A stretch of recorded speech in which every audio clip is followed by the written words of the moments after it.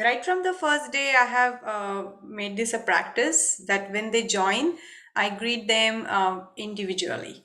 So first 5 to 10 minutes I spend in having conversation with them, just casual conversations, asking them how are they, and what did they do on weekend, or is there anything specific thing that they want to share with the whole class.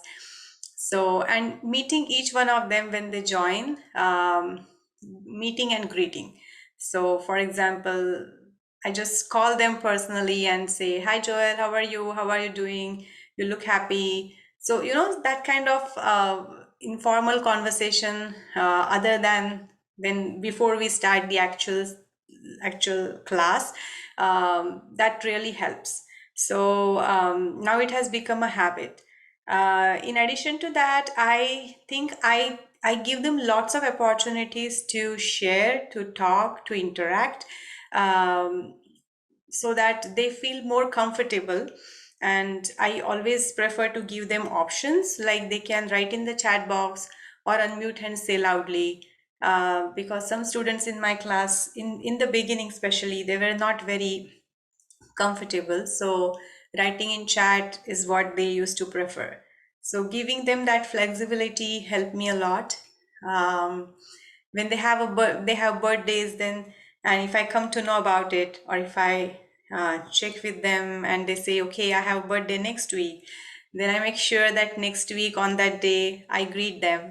Then we sing a birthday song.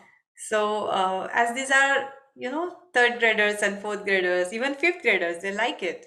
So all these things help me to build that connection with them.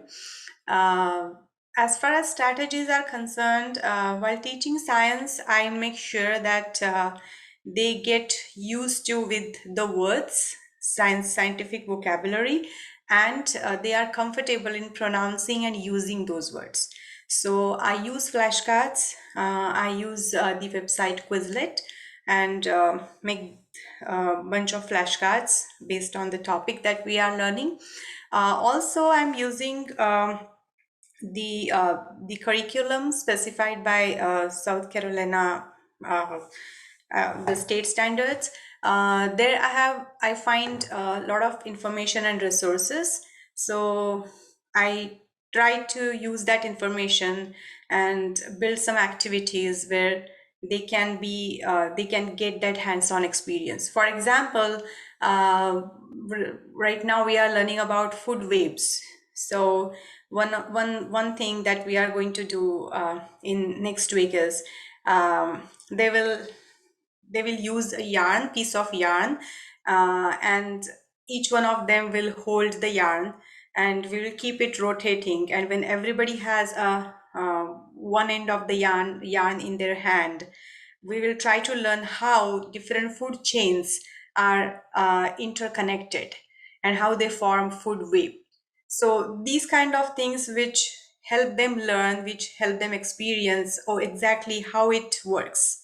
Uh, so I keep searching different resources. Sometimes I find, sometimes I don't. But as far as possible, giving these kind of experiences, having them make um, poster boards related to the topic. Sometimes just having them draw drawings and pictures related to the topic, it also helps a lot. They enjoy doing those activities. At the same time, they get some time when they can digest the information that they just heard or they just learned. And For example, last week we were learning about flowering and non-flowering plants in fourth grade class.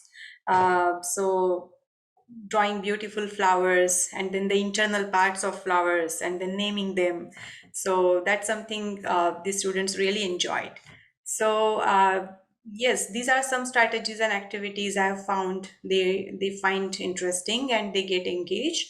Of course, I use different videos, so that there will be audio, visual, and different mediums I'm using to convey that information or the content to the students. I think I talked a lot. Hmm. It's fun. I would say it's fun. There are challenges, but there are some good things and many things we get to learn uh, while teaching virtually. On top of that, there is, I think, we get that satisfaction that we are able to connect with the students from any part of the country, and we are able to help them to learn. That's the greatest satisfaction I feel while doing this job. Like, I'm sitting in Oregon, I'm living in Oregon, they are in South Carolina, and some of them, they really struggle. I'm seeing the change in them, how they are growing. But making them learn, developing that interest of subject in them, and that also, if possible, virtually. Um, it's really great. That gives me a lot of satisfaction. Of course, the other things that are advantageous and benefits for me, I think, time flexibility, as I mentioned. um, that's another advantage we get while teaching virtually. So yeah, it's a great option. It's a great working place, I would say.